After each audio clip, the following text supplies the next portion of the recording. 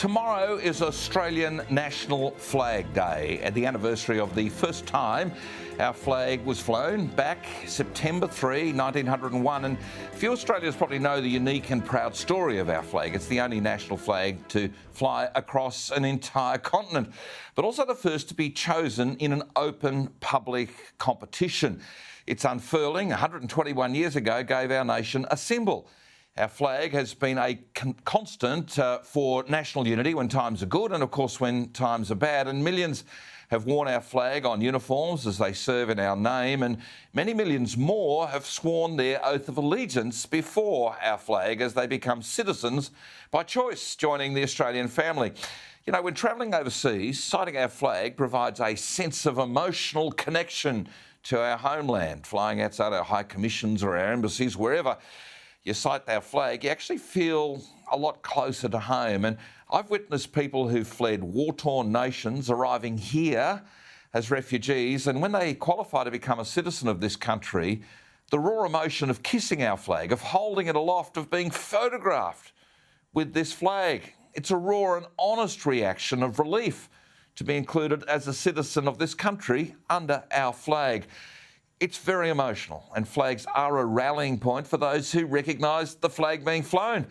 Societies form where people have things in common. Traditions, a broad range of cultural common ground, and symbols like our flag reminds us of what unites us. Yet there are so many in public and corporate life who seem to seek to divide rather than unite us. The extreme political Greens, well, they've sent a clear message about their divisive agenda. They won't fly the Australian flag. It means the Greens are about creating division in our society. And our Prime Minister will tell you the voice to Parliament is being inclusive, as is displaying the flag important to 42,000 Torres Strait Islanders and the flag important to the 900,000 Aboriginal Australians. And I get it, but the Australian flag is not his alone. It's important to tens of millions of past and present Australians. The Australian flag used to be, the Aboriginal flag used to be controlled by its designer, but now it may be flown without any threats of breaching copyright. However, the Australian national flag takes precedence. The other flags, well, they're subordinate. The Prime Minister should know the Australian national flag is the symbol for all of us. McDonald's Corporation gets it. I mean, they fly the Australian flag in more places than any other business in our country. Yet many other leaders, political, business and community, seem hell-bent on virtue signalling to the noisy few, but in their rush to be inclusive, they also can create division and resentment amongst the silent majority. Division can come in many forms: gender, sexuality, race, creed, wealth, fame. And all too often, government and business intrude in our lives and create division instead of unity. And in our society, they should be subtle partners, not our masters in our lives.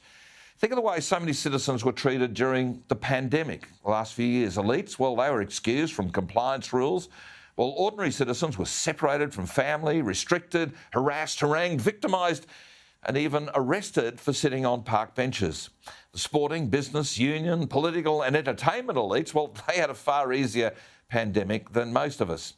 Now, this week, a summit of the elites know best, yet none of them noticed that the Aboriginal flag was displayed upside down at the summit. This week's Elite Talk Fest was more virtue signalling, new billion-dollar taxpayer subsidies for union-dominated TAFE. They just simply won't fix the problem, nor does caving into union demands to bring industrial instruments into apprenticeships and into every small business. The wealthy, the woke, the elites, 50 union leaders, 50 others with Labor links, and few with any real world views, they're in a twilight zone. They're in a parallel universe. The ingredients are there for big government, big unions and big business to create even more division. And in time, their hubris may well unite us in anger. So keep your Australian flag handy. It may well be the rallying point.